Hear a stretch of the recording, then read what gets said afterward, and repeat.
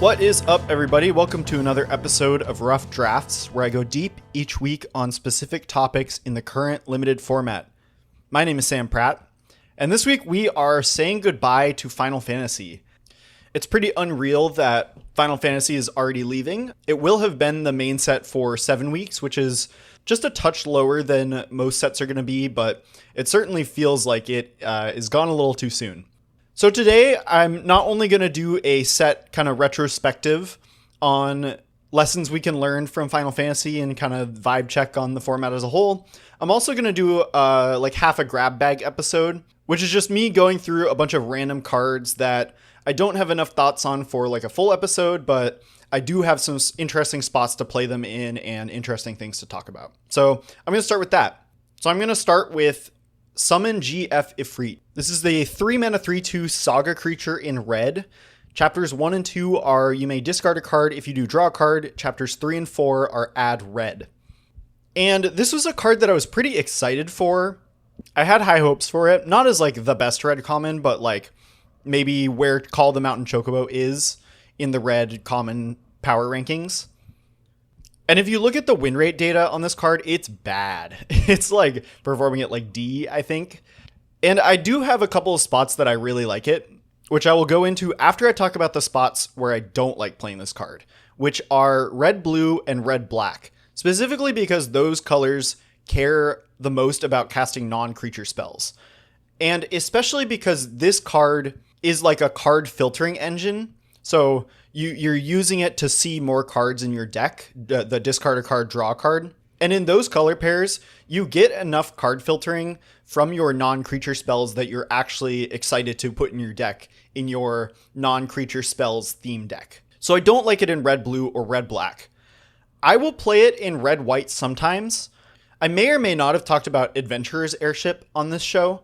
This is the 3-mana common. It's a 3-mana 3/2 vehicle with flying. Whenever this vehicle attacks, draw a card, discard a card, and crew 2.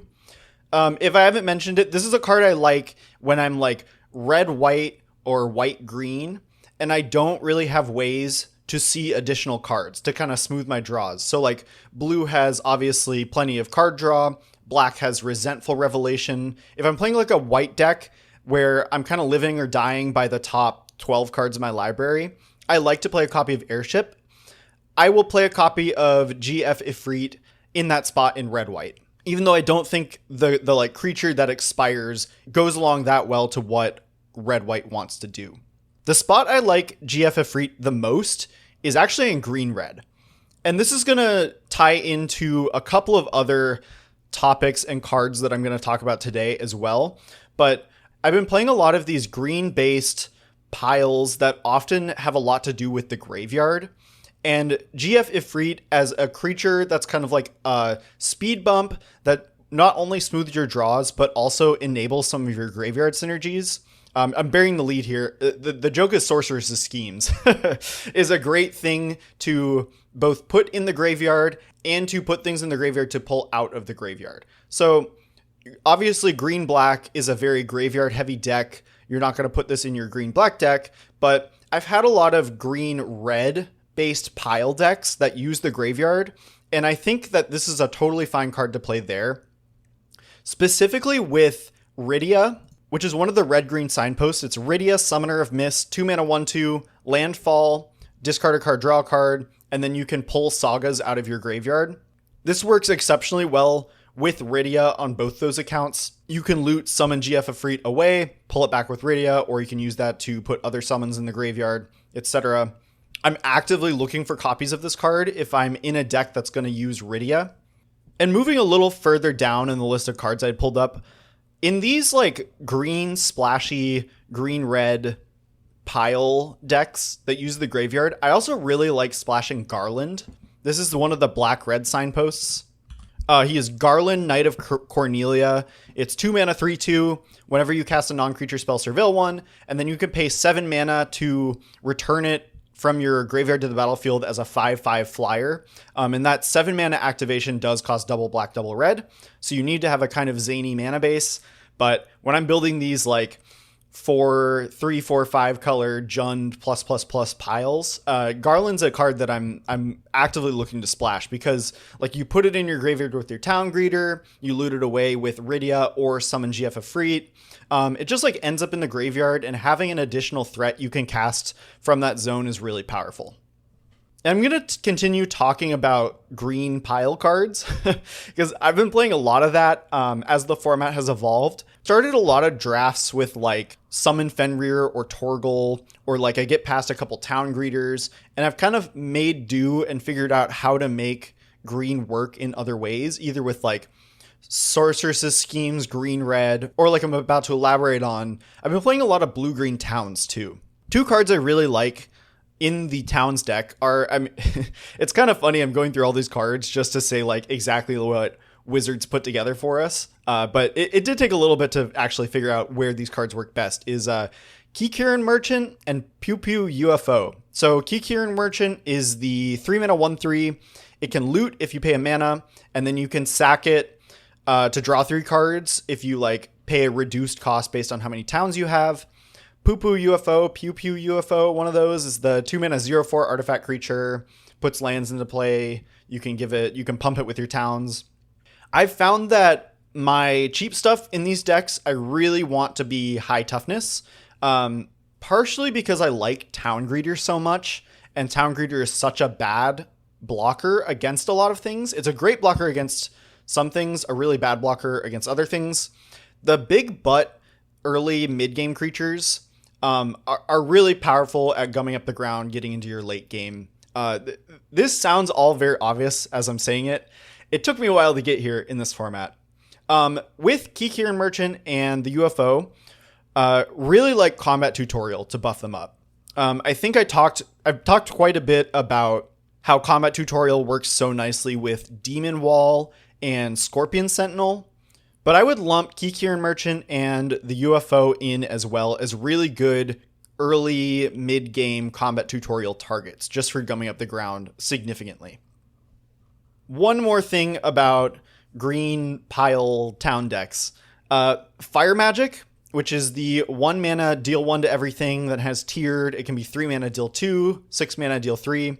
Fire Magic is so good in these town piles.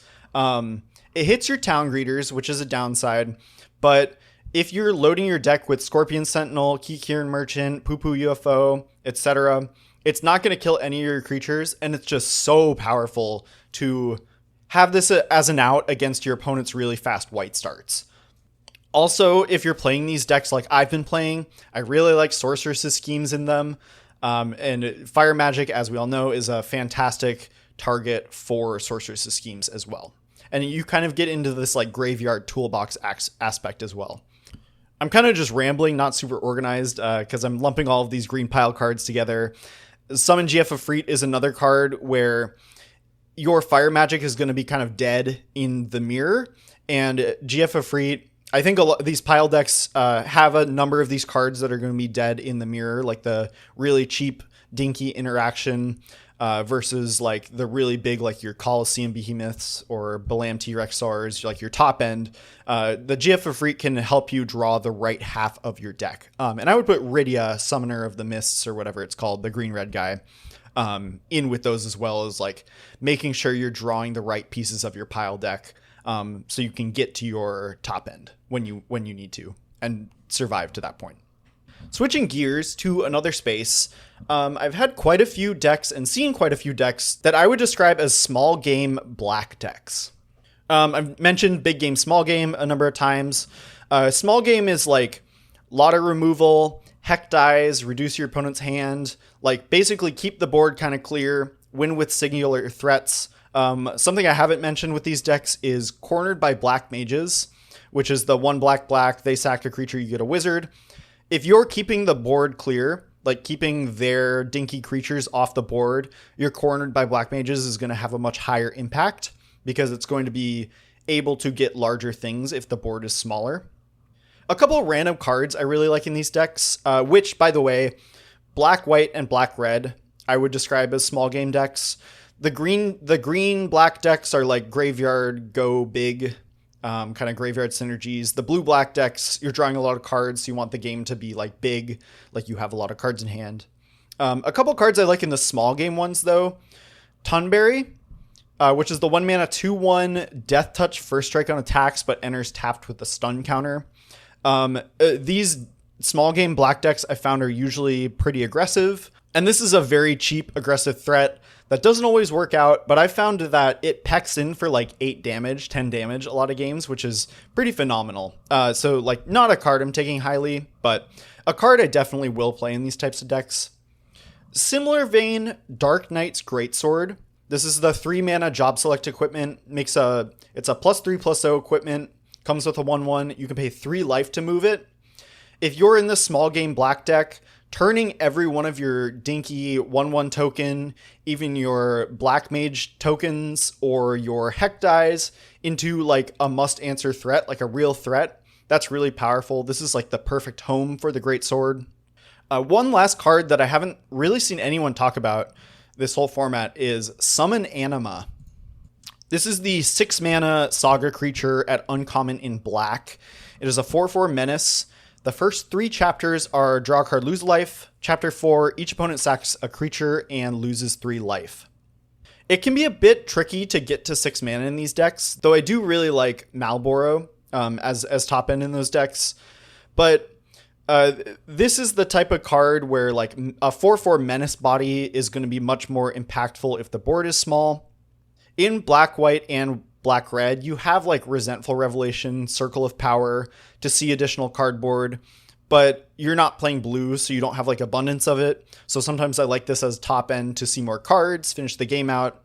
I like it better in black, white because it is a creature spell. Black, red, I really want a density of non-creatures, but I've had black, red decks that aren't all in on wizard and pinging. So I've played it there a couple times too and been pretty happy.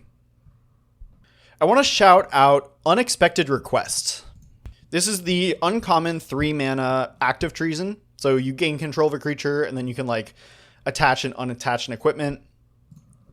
I've seen a number of times people do black, red, steal and sack, enough to know that that is a real thing you can do. I've started clocking this in the pack as like, if I'm in the black space, I should keep an eye out to wheel Unexpected Request.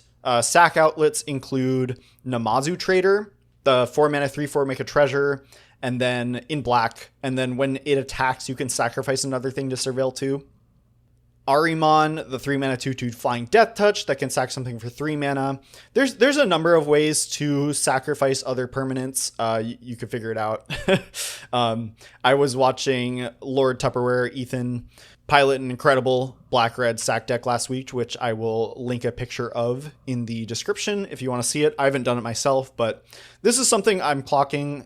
I really wish there was an arena open for this set because I could see someone going on like a sick run day 2 with an Unexpected Request deck, just because it uses so many cards like Unexpected Request that a lot of people wouldn't care about otherwise. One last card, and the only rare that I'm going to talk about, is Zell Dinched. Dinched? I don't know. 3 mana 0/3 in red. You can play an additional land of each of your turns. At the beginning of your end step, you return a land you control to its owner's hand, and it gets +1/+0 for each land you control. I think this card is just generically good. I take it a little higher than I think everyone else does. It looks like it has a downside in you have to return a tapped land at the end of your end step, but the additional land each turn makes up for that, more than makes up for that, because you're getting additional mana on your turn and then you can just return a tapped land at the end.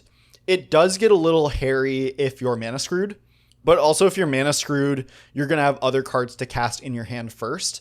And later in the game, this is just like a 3 mana 7/3, 6/3, something like that. So I think this card is generically good.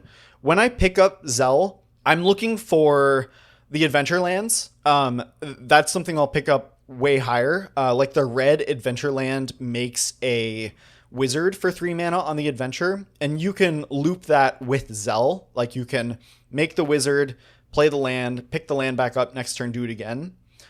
So that's very powerful. A more common case is just Capital City, which is the uncommon filter land that has cycling 2. You can pick that up late game and you get a free cycle.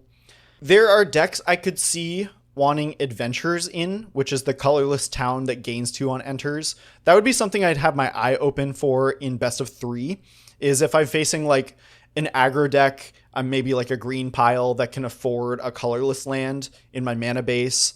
I would board that in against aggressive decks. So I really like Zeldinked. I would recommend playing with it because I think people underrate it a little bit. And that's going to wrap up the grab bag section. I'm going to transition into the format retrospective now. And honestly, this set was pretty straightforward. I'm going to gush about it a little later, but straightforward does not mean bad at all. I think this is like almost the platonic ideal of like a core set. Like there were no big flashy central mechanics, something that like shaped the entire draft format around it. Something like the ring or lesson learned, which I think are phenomenal limited mechanics. There was nothing quite like that in this set. It was just kind of like a bunch of themes that were cool and worked, and it was extremely balanced. So I'm getting ahead of myself. The one big lesson that I want to talk about in regards to Final Fantasy is I want to talk about how we evaluate removal in play boosters, because there was a consensus among the limited circles that I run in and with a lot of content creators that removal was going to be less good in this set, specifically because of the presence of Job Select and Dragoon's Wyvern just being cards that like almost punished removal because they were coming with multiple bodies. I felt really strongly that Vane's Treachery was going to be significantly better than Sephiroth's Intervention, and that was completely the opposite. And I think we need to evaluate removal a little bit differently in Play Booster era. So my last episode was on white, and I spent some time on aggressive strategies and how aggressive decks have changed over the course of the past few years. I think one big thing about removal is there's less pressure to interact with your opponent's cheap things, which makes the more expensive removal more valuable. I mentioned last week that the games feel slower, even if the 17 lands format speed metric hasn't actually changed. Like the critical turns of the game have moved a little bit later in the game. So I think that makes removal like White Arasite or Sephiroth's Intervention, or even something like Light of Judgment was a card that I played quite a few copies of, even if I wasn't super happy with it. Those cards are just going to be a little more valuable. And I think because the critical turns are later, games are stretching a little bit longer, there's more time for each player to draw the best cards in your deck.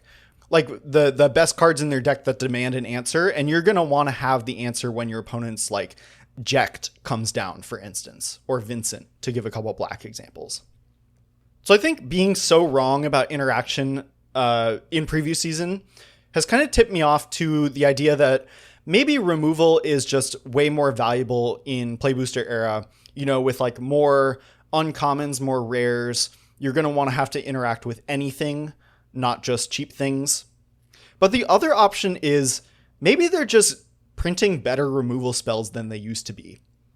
Because like I was very skeptical of Sephiroth's Intervention being a 4-mana murder, but the gain 2 life and it being single pipped are each really strong. Like White Arasite is kind of a downshifted Buried in the Garden.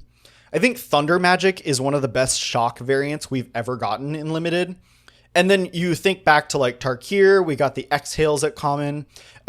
They've just been printing really good common removal spells. And I think as much as I want to say, oh, removal is just great by the nature of how they design play booster sets, it could just be that they're just printing good cards that are removal spells too. So that's something to think about, because there are some medium interaction spells in this set. Like Suplex was nothing special. Fate of the Suncrist compares so poorly to Ride's End. And then going the other way, like something like Slash of Light in this set versus Collision Course, which was basically the same thing but sorcery in Aether Drift. There's a huge delta in the evaluations of those cards. So going forward, that's something I'm trying to figure out is removal more valuable in play booster sets, or are they just printing better removal spells? And I'm going to finish the episode off with kind of my closing thoughts, the vibe check on the format as a whole. I think this format was awesome. A lot of times we get to this point in the format, I kind of stop drafting so much. Usually do like a couple drafts a week instead of however many I do. But I'm still going strong. I think this format was excellent. The biggest complaints I heard about this format were external to the format itself. Number one being it's a Universes Beyond set. A lot of people don't like that. The other being the legibility of the bonus sheet and the bonus sheet itself. I did want to talk about the bonus sheet for a second. I don't really have a good read on whether this bonus sheet was good or bad for the format. I would say it's about net neutral. Like, on one hand, the cards look atrocious. And sometimes you just lose to turn one Ragavan, or your opponent plays like Urza and you're just like, well, I'm getting got by this 1 in 100 draft card. But bonus sheets do add variety to the draft. I really liked playing with Lightning Bolt again. And Brainstorm was fun to figure out too. So I would say it's about a wash on my enjoyment of this set. I'm going to give a quick power ranking of the bonus sheets, just to stir controversy, even though I don't think this is a controversial list. Number 1, Strixhaven. Number 2, March of the Machine. Number 3, Outlaws.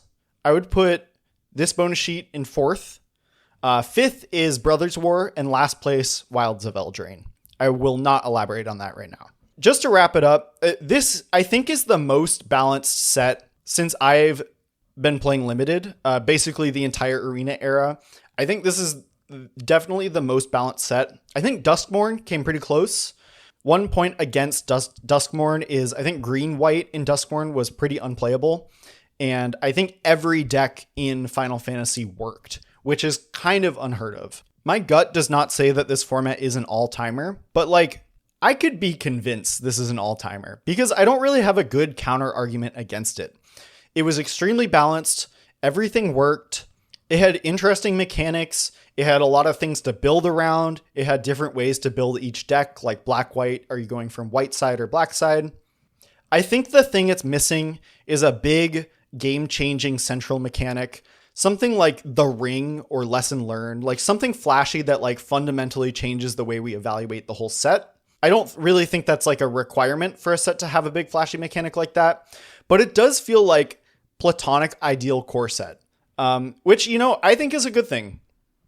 I was really happy to play this format from start to finish. I'm still jamming games, and I think the vibes were pretty high. I've loved all 3 of the limited formats we've had so far this year, and I'm crossing my fingers that Edge of Eternities keeps it up in just a couple weeks. That's going to do it for me. Next week, I'm diving headfirst into Edge of Eternities. I'm really excited. If you want to reach out to me, you can find me on Blue Sky at sampratt.bsky.social. You can find me on Discord at samp6, and I stream occasionally at Twitch /samp_mtg. Thanks for listening. See you next week.